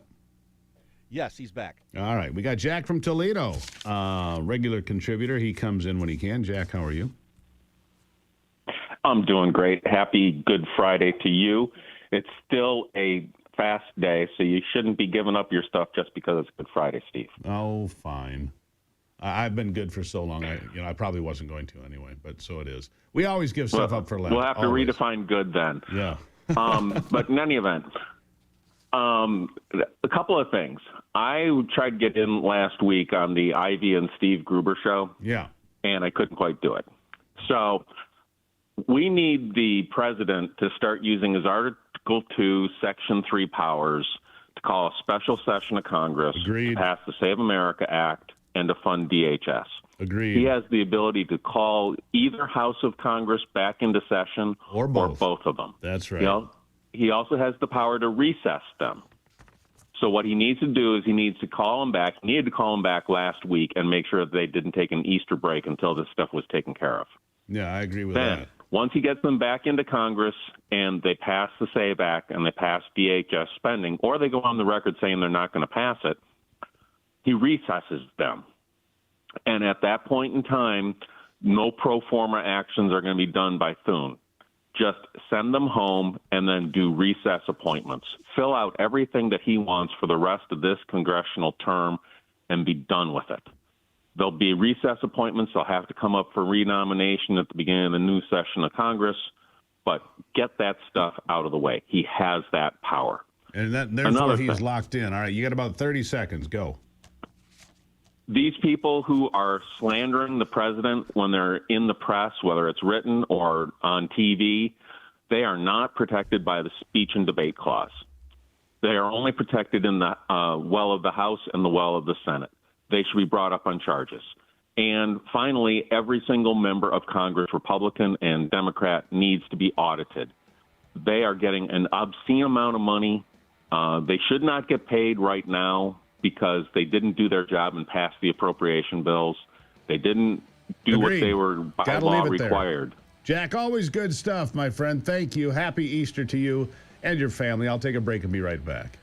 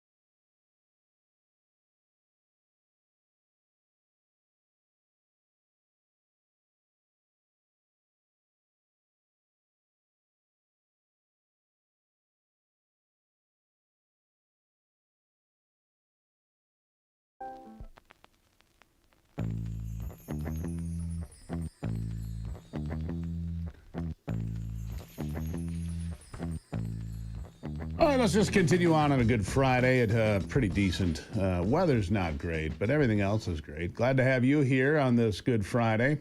Joining us, State Representative Jerry Nair of Michigan 92. That's Shepherd, Michigan. Jerry, nice to see you today. Good morning. You want the governor to act on a federal waiver to expand access to E15 fuel. E15 means it's 15% ethanol. Is that correct? Yes. And we got lucky, and she listened to us, and she actually wrote an executive order yesterday implementing that, allowing E15 for year-round use. So what does that mean price-wise? If the price of gasoline is out of whack right now, I think there's a lot of profiteering going on and manipulation of the markets going on because oil jumped like $20 a barrel after President Trump's comments on Wednesday night. Made no sense except for fear driving the market. But what does it mean for if a gallon of gas is $4 for regular unleaded 87 octane? What is E15? Well, it'll basically end up reducing the price anywhere from 10 to 20 cents. Given a $1 jump in gas, it's not great, but when these gas prices level out and go back down there, it will mean another 10 to 20 cents off in people's fuel, regardless of where the markets go. All right, so I've heard, and I'm not an expert on E15, so you'll need to weigh in on this. I hear people say they don't want ethanol in their engines. They say it's hard on the engine, and they say that the fuel economy of an ethanol-charged fuel is not as good as ordinary fuel. I don't know if that's true or false. Help me out. Well, based upon technology of 20 years ago or so, yeah, that wasn't true. But these ignition systems and new efficiencies that are in the cars these days make that ethanol burn much better and much cleaner than it used to there. So in anything that's produced from 2005 on forward there, you're probably not going to see hardly any difference in your fuel economy and actually probably work better, and your emission systems will certainly stay cleaner burning the ethanol. All right, so a little bit of savings at the fuel pump. So when do you think that you'll see stations rolling this out, or is it available? What time of the year is it available currently, and what is it? It starts in May. That's generally when we had to switch back from the summer blends there. And where affected, they limited E15 access to your higher population areas. So there's 8 counties in the state that would not have availability to this. This order gives the ability for those counties to be able to have E15 available in their county. Otherwise, it becomes a logistic nightmare of shipping fuel from, you can't ship it in this county, but you can ship it in that county. It just gets to be a confusing mess and logistic nightmare there. This way here, it's statewide. You don't have to worry about where the fuel's being shipped, and everybody in the state can benefit from it. All right, so 10% ethanol, though, and I say this based on my experience. Meyer gas station selling 88 octane fuel that is 10% ethanol, I believe. And it must be getting sold year round because I'm not in one of those 8 counties, I don't believe. So this is an increase in ethanol over the 10%, is that correct? Yep, another extra 5% that they can go up to. So you'd be able to sell it in the same pumps, in the same station there without having to have a separate nozzle. And it has no impact at all on the rest of the things like gas taxes. It's 21 cents a gallon, period. So it has no impact on that either. The roads allegedly someday in this state will actually get fixed, right, Jerry? Allegedly. There's been a little bit of lag of that money getting to our locals, but that money's coming, and that gas tax eventually will get to our counties and to our municipalities. And have a greater impact. It might take a couple of building seasons there, but I think we'll see some improvements over time. And then the question is, what impact would that have on farmers in Michigan or in other states that allow ethanol in the fuel, like Iowa? Yeah. Well, we're in a surplus of corn right now, and we got some of the lowest prices and highest costs that we've seen in decades. And so we're sitting on a surplus of corn. This will help get that surplus used up domestically, where we're not dependent upon foreign trade to get that price back up. And it will just help out the farm economy in the long run there if we can get E15 in there. We're talking another 2.4 billion bushels of corn that can be put into fuel, and it'll probably it'll have a positive effect for the farmers and not even be noticed in the grocery stores as far as cost to the consumer. All right. And regarding the executive order, is it a permanent executive order? Is it temporary? Just give us the details on that. It's a temporary until they work this out. We'll basically be going year to year with this issue there.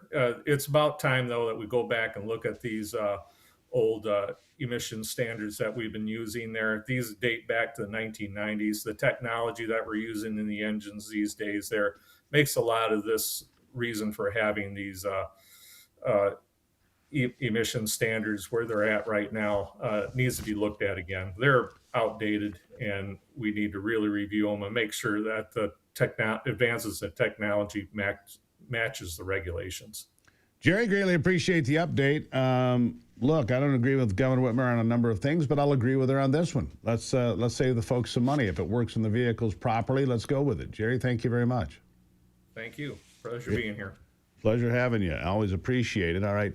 You know, Governor Whitmer did have a setback yesterday, as did the Attorney General Dana Nessel. They tried to take the Line 5 pipeline lawsuit to the Supreme Court. They said, meh, we don't want to hear it. As you know, Line 5 covers the Straits of Mackinac, and Enbridge has been actively pursuing a tunnel project to replace Line 5. And it doesn't matter what they do, they get fought every step of the way. You know, we want Line 5 closed. We don't want a tunnel built. We want to starve the UP of propane and starve the rest of the state of other important energy products. We want to prevent those energy products from being shipped across Michigan into Ontario. They lost. The Supreme Court says we're not hearing it. We're not having it. So it's another win for Enbridge. I used to think a mattress was just furniture until I got my ghost bed. Honestly, the first night I slept on it, I woke up thinking, man, this is great. You know why? Because it was great. Ghost Bed does not build mattresses like furniture. They build engineered sleep systems, and these are great. They're made in America. I love this. Their beds are serious health equipment designed for relief and recovery, not looks, not fluff. Your body should be healing when you sleep, not fighting for comfort. I notice the difference right away. If you are waking up stiff, if you toss and turn, if you're too hot and you can't get to sleep, or if you're doing something even worse, which is grabbing a couple of Tylenol before you go to bed, hoping it'll be better tonight, that's not aging. That could be your mattress talking. Here's another thing I love about Ghost Bed. 101 nights to try it at home. If you don't feel the difference, if you don't like it, you can send it back risk-free. Send it back. Ghost Bed offering my audience the lowest prices of the season and an extra 10% off right now. Go to ghostbed.com. Promo code is Gruber. Ghostbed.com. Promo code is Gruber. You're going to love this thing. And again, it's American made. It's a great bed. It really is. A lot of patents in there. You can plug your phone in. All sorts of great little extras, if you will. Ghostbed.com. Promo code Gruber. All right? We'll take a break. I'll be right back.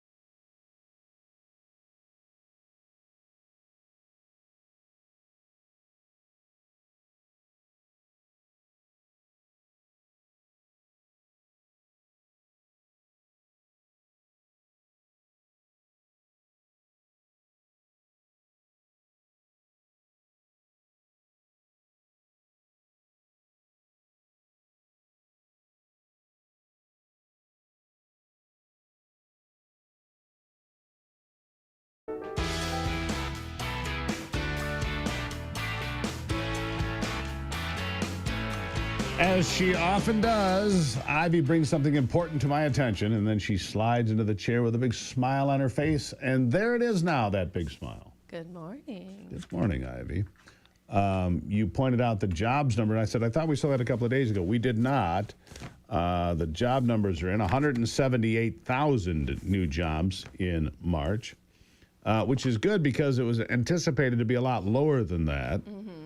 So they exceeded expectations. January's job numbers also revised up by 34,000 to 160,000, putting the 3-month average at about 70,000 jobs a month. So the economy, despite what they would tell you on the other side, Doing pretty well. doing pretty well. Now, look, nobody likes the gas prices particularly, but I will say this. During the Biden administration, oil was $140 a barrel.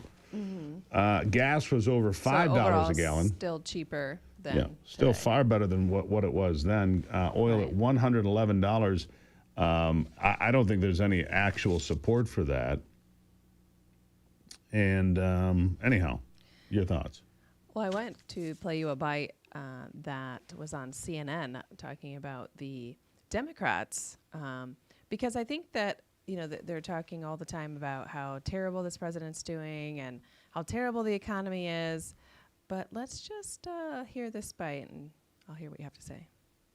What's overall approval among Democrats of their leaders? Yeah, okay. So, you speak about Democrat on Democrat crime, and I want to know how unusual what we're seeing right now about how Democrats feel about Democrats in Congress is. Take a look at this. This is a trend line going back through the years, midterm elections in which there's a GOP president. Look at this. In 2006, Dems' net approval of congressional Democratic leaders was plus 28. You go back to the last midterm, look at that, plus 19. Very much on the positive side.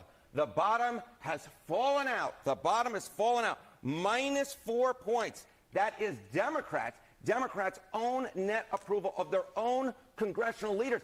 Even Democrats don't like their own leaders when it comes to Congress. And overall, of course, the numbers are just absolutely awful. So Democrat on Democrat crime, absolutely. This, to me, screams, again, primary challenges across the map. And it screams to me, hey, when it comes to those next leadership elections, maybe something might be cooking.